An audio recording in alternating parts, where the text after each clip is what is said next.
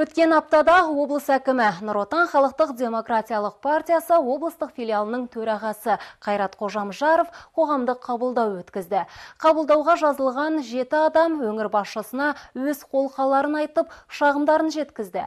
Көтерілген мәселелер әртүрлі. Құқық қорғау органы қызметкерлерінің қызметіне көңіл толмауы, спортты дамытуға көңіл бөлінбеуі, тағысын тағылар. Облыс әкімі тұрғындар алға тартқан мәселелердің бірде-бірінің аяқсыз қалмайтынын айтты. Ресми апта айдары.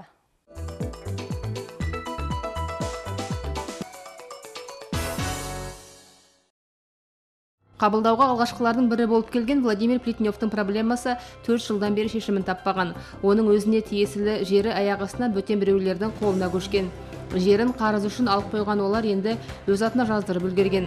Сотқа арызданған азамат заң жүзінде құқылы деген шешім шығарған. Алайда қарсы жақ бәрібір өз әрекетін тоқтатар емес.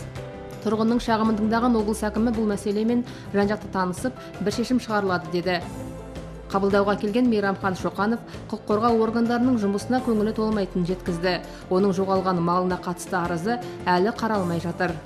Мен санаттауды сұрамын, басқа любой бір жер іс қозғалса, свидетельдері бәрі бар, ешкім тексермейді, ештеме қылмайды. Жақсы.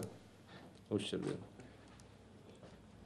Тексеріп, кісілер жібереді, осы облыстан жібереді? Облыстан жібереміз, сосын нәтижесін тағы. Любой жерде. Бірақ зерендіге, бүкіл қаттары зерендіге. Отписка. Бәрі.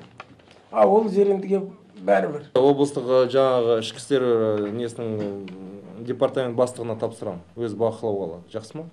Жақсы. Сосын көреміз нәтижесі қалай болады. Еркін күреске еркіндік қажет. Өңірде спорттың бұл түрі дамымай отыр.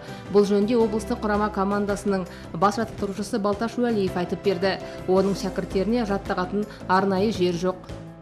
Біз осы күрес деген зал дегенге ешкім бізге қол үшін беріп көрген жоқ та. Мынау подвалдың астына шыққан жоқпын. Өз өмірім сонымен кетті. Менің тренерім Балташ Мұхамеджанов деген ата сол кісі өмірім осы залды көрмей кетті өмірде. Жақын арада біздің спорт басқармасына орынбасар ретінде күрестен әлем чемпионатының жүлдегері, Азияның 2 дүркін чемпионы, сонда жігітті тағайындаймыз. Сол жігітпен сіз бірге жұмыс жасаңыздар. Күресті дамытуға біз көңіл бөлетін боламыз. Жақсы. Қабылдауға келген тұрғындардың басым көпшілігі баспана мәселесін көтерді.